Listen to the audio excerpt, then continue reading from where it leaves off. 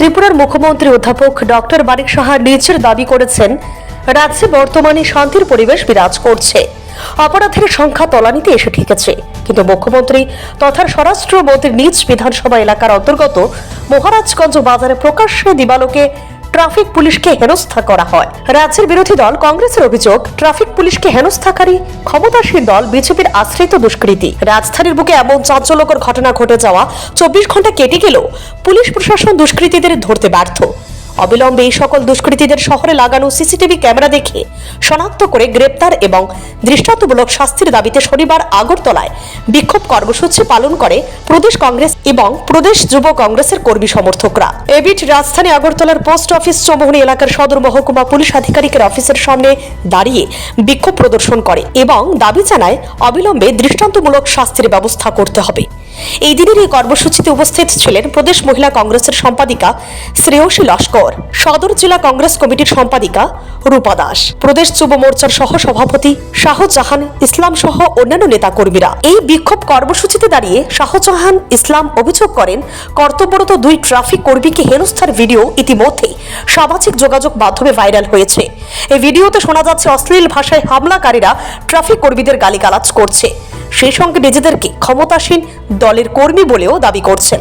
ইতিমধ্যেই দুষ্কৃতীরা চিহ্নিত হয়ে গিয়েছে, তারপরও পুলিশ তাদের ধরতে ভয় পাচ্ছে। রাজ্যের মাননীয় মুখ্যমন্ত্রী বারবার বলেন এই রাজ্যে নাকি আইনের শাসন আছে, রাজ্যের পুলিশ প্রশাসন পুলিশ নাকি ফ্রি হ্যান্ড দেওয়া হয়েছে। 23শে সেপ্টেম্বর যখন রাজ্যের আইন শৃঙ্খলার অবনতি নিয়ে ত্রিপুরা প্রদেশ কংগ্রেসের পক্ষ থেকে যখন আমরা পুলিশ মহানির্দেশকের কার্যালয় যখন আমরা ঘেরাও করি, তার ঠিক পরের দিন দেখলাম রাজ্যের মাননীয় মুখ্যমন্ত্রী পুলিশ মহানির্দেশকের সঙ্গে বৈঠক করেন। বৈঠকের পর বলেন কংগ্রেস দল নাকি সরকারকে কালিমালিপ্ত করার জন্য সরকারের বিরুদ্ধে মিথ্যা অপপ্রচার করছেন, রাজ্যে নাকি আইন শৃঙ্খলা আছে, আইনের শাসন আছে, কংগ্রেস নাকি মিথ্যা কথা বলছে।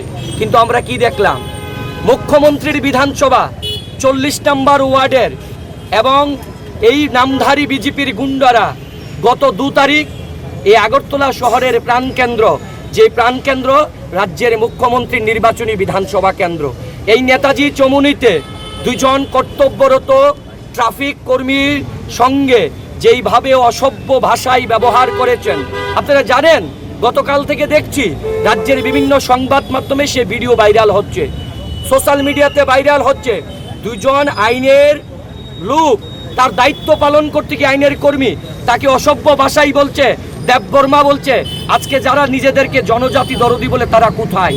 তারপরে অসভ্য ভাষায় গালিগালাজ বলছে, যদি তোর গায়ে যদি ড্রেস না থাকতো তোর চামড়া তুলে নিতাম, এই ধরনের ভাষা ব্যবহার করেছেন।